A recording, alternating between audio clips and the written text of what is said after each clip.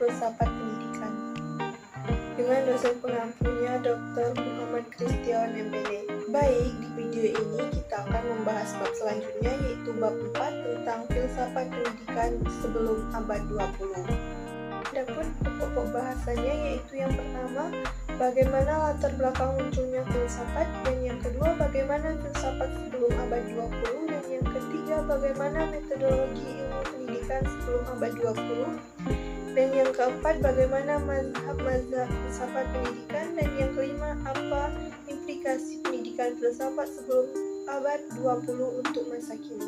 Baik, sebelum masuk ke materi, teman-teman jangan lupa like, komen, dan subscribe channel ini ya. Terima kasih. Masuk materi yang pertama, yaitu bagaimana latar belakang munculnya filsafat. Dari kegiatan manusia yang dimiliki, tingkat tertinggi adalah filsafat, yang merupakan pengetahuan benar mengenai hakikat segala yang ada sejauh mungkin bagi manusia. Bagian filsafat yang paling mulia adalah filsafat pertama, yaitu pengetahuan kebenaran pertama yang merupakan sebab dari segala kebenaran menurut Al-Kindi. Metode filsafat adalah metode bertanya.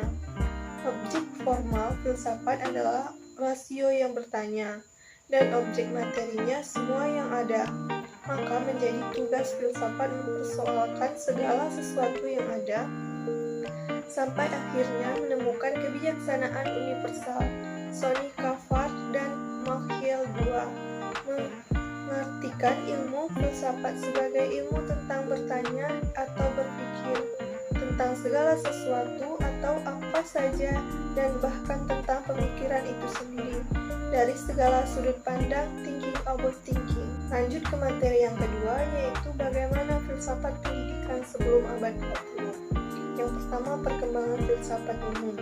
Berpijak pada pemikiran Pode Jawatina 1986, periode perkembangan filsafat dapat dibagi menjadi 4, yaitu filsafat Yunani, filsafat Hindu, filsafat Islam, filsafat Eropa atau filsafat modern.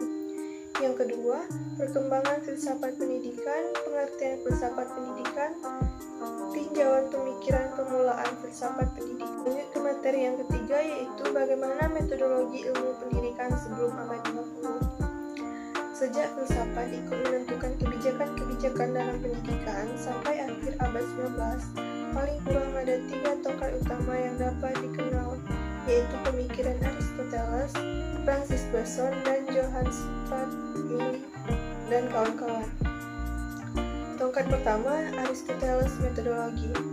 Ilmu dibangun oleh 2 pola berpikir, yaitu deduksi dan induksi. Deduksi adalah pola pikir yang bertolak dari yang umum ke khusus, sedangkan induksi adalah pola pikir kebalikan dari deduksi. Tongkat kedua, Francis Bacon. Tongkat kedua, perkembangan metodologi ilmu dicetuskan oleh Francis Bacon. Francis Bacon berkeinginan untuk membangun kembali ilmu yang baru dan menentang konsep-konsep tentang ilmu dari Aristoteles. Kemudian tongkat ketiga, perkembangan abad ke-19. Sebagai tokoh yang pertama pada masa tongkat ketiga ini, Johannes Stuart Mill berusaha merumuskan teknik-teknik induktif untuk menilai hubungan antara kesimpulan dengan evidensi atau hal-hal yang menjadi sumbernya. Philip Friend dalam pembahasannya tentang kausalitas dan berbagai interpretensi tentang mekanik kuantum dan teori relativitas ditandai sebuah tilkan yang tajam dalam metodologi yang dipergunakan secara aktual oleh para ilmuwan. Lanjut ke materi yang keempat, yaitu bagaimana mazhab-mazhab filsafat pendidikan. Mazhab-mazhab filsafat pendidikan yang dapat ditelusuri sebelum abad ke-20 ada 3 mazhab, yaitu mazhab idealisme, realisme, dan materialisme. Mazhab-mazhab yang lain kebanyakan tumbuh di akhir abad ke-19 dan berkembang pada abad ke-20, seperti pragmatisme, eksistensialisme, progresisme, perennialisme, esensialisme, dan rekonstruksionalisme. Berikut jelaskan ketiga, masa filsafat pendidikan yang tumbuh dan berkembang selama lebih kurang 2000 tahun. Lanjut ke materi yang terakhir, yaitu apa implikasi pendidikan filsafat sebelum abad ke-20 untuk masa kini. Yang pertama ada, haruskah Socrates method digunakan di sekolah zaman sekarang? Yang kedua, haruskah pendidikan mempersiapkan siswa pada posisi tertentu di masyarakat atau haruskah sekolah memandu siswa? Yang ketiga, haruskah negara mengontrol apa yang diajarkan oleh guru? Dan yang keempat, haruskah nilai-nilai tradisional dimasukkan ke dalam kurikulum?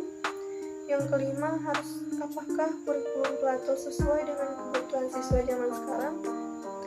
Yang keenam, haruskah sekolah mengembangkan karakter siswa? Kalau iya, apa yang diajarkan? Dan yang ketujuh, apa karakter pendidikan melibatkan indoktrinasi? Yang ke-8, apakah anak dilahirkan sudah baik? Dan yang ke-9, haruskah guru menjadi guide dan fasilitator? Kalau iya, haruskah guru terlibat langsung dalam proses belajar? Yang ke-10, haruskah memasukkan nilai-nilai moral dan dalam pembelajaran? Yang ke-11, kenapa ide-ide ini selalu muncul terus-menerus dalam pendidikan? Yang ke-12, apakah agama itu menimbulkan keburukan bagi anak? Yang ke-13, apakah waktu itu penting untuk pembelajaran? Yang ke-14, dapatkah anak yang miskin belajar seperti anak yang kaya? Yang ke-15, apakah semua warga mendapatkan pendidikan yang cukup bagi anaknya? Siapa yang memutuskan bahwa itu sudah cukup atau belum? Baiklah, itu saja materi yang dapat saya sampaikan untuk teman-teman yang menonton sampai akhir. Terima kasih ya, jangan lupa like video ini. Assalamualaikum warahmatullahi wabarakatuh.